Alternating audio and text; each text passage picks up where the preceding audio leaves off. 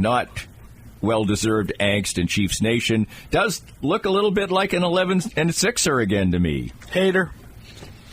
Why do you hate, Danny? But if they went out there and lost 2 or 3, would I be shocked? What I'll say is that the Chiefs are going to be very good. Okay, They're going to be in the playoffs, here we go, Danny. And that's where we go. Chiefs-Ravens. Who wins? I'm going to do the lame-o. Chiefs-Ravens. Who wins? Pick a team. I'm going to do the lame-o. You're going to pick one or the other, Gutless? They will split the first 2. Okay, fine. 1-1. We got one loss. There you go. At Atlanta. Win. At L.A. Chargers. Loss. Versus New Orleans. Home. Win. Yes, versus New Orleans means home. Yeah. Bye week. Win. No. Okay. At San Fran. Rest. Loss. At Vegas. Win. Versus Tampa. Win. Versus Denver. Win. At Buffalo. I am doing this on the fly, so if it doesn't add up to 11-6, I don't care. I'm going to say... At Buffalo. I'm going to say that's a loss. Okay. At Carolina. Win. Versus Raiders. Win. Versus Chargers. Win. At Cleveland. Win. Versus Houston. Win. At Pittsburgh. Loss. Oh, God. At Denver. TBD, just like it says there, because you don't know whether they're going to try. Oh, because if it starts at 3:30, no, then I'm definitely going you don't know lost. whether the Chiefs are going to have to want to play the game or not. That's what I always say about 5. If they have you 5 had 5, losses. and you clearly threw in the Pittsburgh thing at the end. No, I didn't. Because you knew you sounded like an honest-to-God fool. No, I didn't. I think that's a... You're a foolish, bitter man, Danny. That's a losable and game. And you were exposed right here on the program. You just exposed yourself, Danny. I'll accept the bitter. The foolish, I'm not accepting. What about little?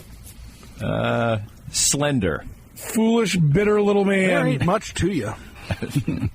Hey, I solid 5'11", 155. What do you mean? There's no way you're anywhere near 5'11". I just was... No way. I was going to say 155. I was at the doctor. They did I my will height. push a pile of money to the center of a table and take the under on 5'11". Okay, I'm just going. I don't stand there and measure myself against the door banister or whatever like your mom used to. Well, we will right out here if you want to wager. Corinne's mom used to measure you. It could easily be. I ain't 6 feet tall. I'll go with that for sure. No, I'm aware of that. I know that, but I was just that's what would you say, Curtis? 5, 6.5. My brother's 5'5.5", and I tower over him. So to me, anyone who's shorter than me is just a runt anyway. So I don't even think about it. Anyone under How 6'4", tall are you? I'm 6'4". Me? Oh. Yeah. 6'5". Well, then I'm 6'6". And I'm 7'4". To say if Soren's 6'5", Curtis is going into a museum when he dies. I can get away with saying 5'9", Robert but I'm Wadlow. Right. 5'8" and change. Right. So So I know that's what they said. Last time I was there, they said 71 inches. What can I say? 5'10" tops. I'm not doubting you. You've stood up straight in 10 But the guy years. that measured you, Danny, is a doctor, and Soren is a talk show host. Exactly. I know more. Who am I going to trust? Exactly. Someday Danny's going to stand up straight. He's going to be 8.5 feet. That's true. Danny's 6'1" if he's Danny, you're never going to get any argument about me about my posture. It sucked since day one. You know when it started to suck? Any person raised in the 1960s can probably understand this. My dad used to want me to sit up straight at the kitchen table. Okay. So you rebelled. I rebelled when he would constantly stab me in the back with his dinner fork to get me to sit up straight. Wow. He'd say, "Sit up straight," and he'd hit me in the back with his dinner fork, and I'm like, "Whoop! I'm slumping, Dad. See you later." So Danny at the dinner table just... The posture didn't get any better when you blew your patella tendon. No, it did not. And now you hold it aloft like a fawn who's hurt her paw. No, it never. Her hoof. It never straightened. In the forest. Never straightened out. Unfortunately. Now that you're one-legged, yeah, it does not look better. No. By the way, Chiefs have released running back LaMichael Pirine. Oh no! According to Aaron Wilson. Well, but you know what? They still have Clyde. According to Tommy Moe, their second best running back. I would. Hey, it's possible. To me, it's an absolute. You talk about the often used phrase that somebody must have pictures of Clark Hunt or whatever. I mean that's it. Clyde Edwards-Helaire. Yes. What is the point? What is the freaking point with him? Is that? I mean, he's. When they look at him and go, "Oh, he's a Cabbage Patch doll," or what? I don't know. What's the point? There's 100 people walking the face of the earth who could do the same thing. You think that's the bigger mystery than 3.1 yards per carry and 6.3 yards per catch on the rare occasion that he actually catches the ball? Kadarius Toney still being on this roster? At least Toney has. No, there's no at least. There's no at least. He has measurables. Clyde's not even fast. Clyde Edwards-Helaire has had good games. He ran for 150 yards on Buffalo. Right, he's had a couple games, yes. No, it's over. You're 5'2", and Kadarius Toney is without a doubt the bigger question mark. More of Danny's Reasonably Irreverent podcast after this. Hey Kansas City, Joe Spiker, Easton Roofing, back for another beautiful springtime in Kansas City. We are proud to announce our renewed partnership with Big Brothers Big Sisters of Kansas City. Starting in 2024, a portion of every job sold will be donated to a cause close to my heart. I was a big, and I encourage you to volunteer. And if you hire us for service on your residential or commercial roof, you'll know that a portion of the profits will go to a great cause. So call us at 913-257-5426. Easton Roofing. Integrity matters.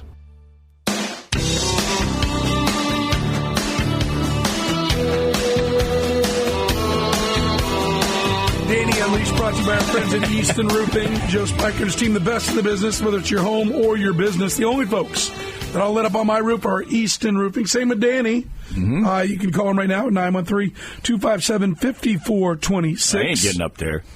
No one-size-fits-all bid for your roof. Easton will work with you on what your home or your office, what the specific needs are. They're Kansas City's best. Find them online at eastonroofing.com. You bought in on the Royals now, Danny? I bought into the point of that they're a reasonably, I think they're a 500-ish team. And because they've already gotten themselves 7 or 8 games over 500, 7 now, I think that bodes well for an interesting summer. I think they have overachieved. I think their record is better than they've played. Not according to the run differential. Yeah, because I think that but the run differential I think is a better model. The bigger sample size you get, and the Royals have had a handful of games where they've scored a bunch of runs. They haven't scored 6 or 7 when they've broken out. They've scored 11 a lot of times. They have way too many games where it's 2-2, 1-0 in the middle innings. And they're winning a lot of those games, and I don't think it's sustainable, particularly because they don't really have a lockdown bullpen. So there are some flaws there, but there are some things that you wouldn't think Hunter Renfroe would hit 150 with no power all year. You hope that MJ Melendez isn't like the worst everyday player in the major leagues at the plate. Well, he kind of is, isn't he? I think of qualified hitters, he's got to be close.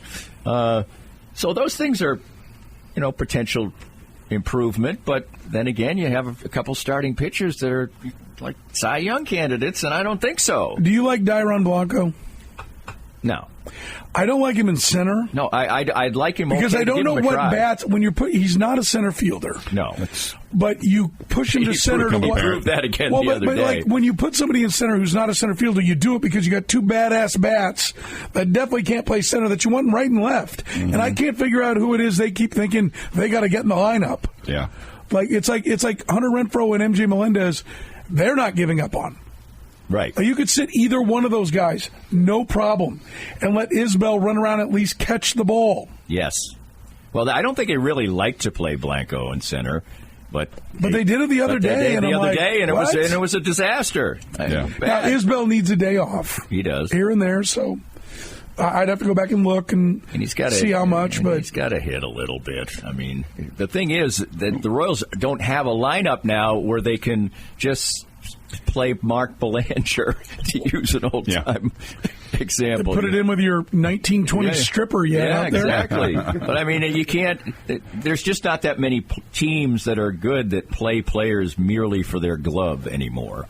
Kyle Isbell in the minor leagues, right? I want you to listen to these on-base percentages at for each year, not at UNLV.